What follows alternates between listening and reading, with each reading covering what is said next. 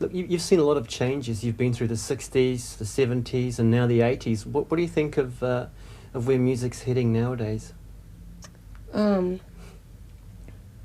is it heading?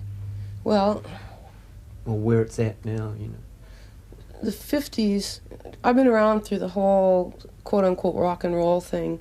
You know, when rock and roll was born, it was a kind of a combination of church music with sex. It was like blasphemous church music.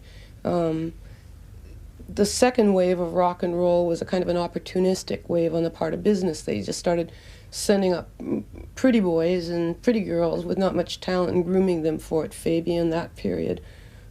People got quite sick of that, and out of that came a more serious era, and the reemergence of the folk singer and lyric-oriented work.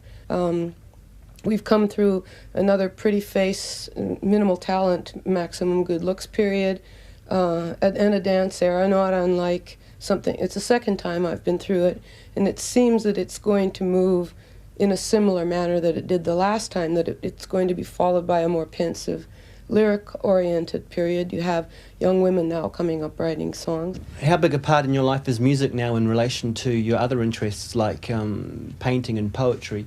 Well, they've always been equal. There was a time, though, when you did consider retiring from music.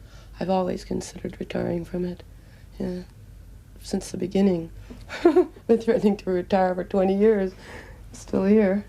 Well, with so many well-known musicians playing and contributing to your albums, is it hard to make a Joni Mitchell album still sound like a Joni Mitchell album? What does a Joni Mitchell album sound like?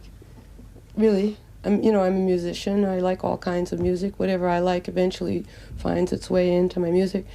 You know, different people have different ideas of what a Joni Mitchell album is. You know, some people think Mingus is a Joni Mitchell album, therefore I should be making jazz. Some think Blue is a Joni Mitchell album, therefore I should be singing simply with a guitar and voice and revealing intimate things, supposedly, about myself. Everyone has, some people say, oh, you know, why don't you make another Court and Spark, since that was probably the pinnacle of my appeal was at that time. So far there are no requests for another Dog Eat Dog, but it takes a couple of projects till the ones they hate, they say, why don't you make more like that? Well, personally, what's your favourite album? I don't have one.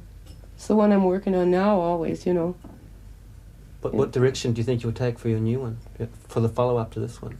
Well, I have a couple of new songs. How they will be treated, I'm not sure. I enjoy working with synthesizers, and I still like programming drum machines as much as I like playing with a live band.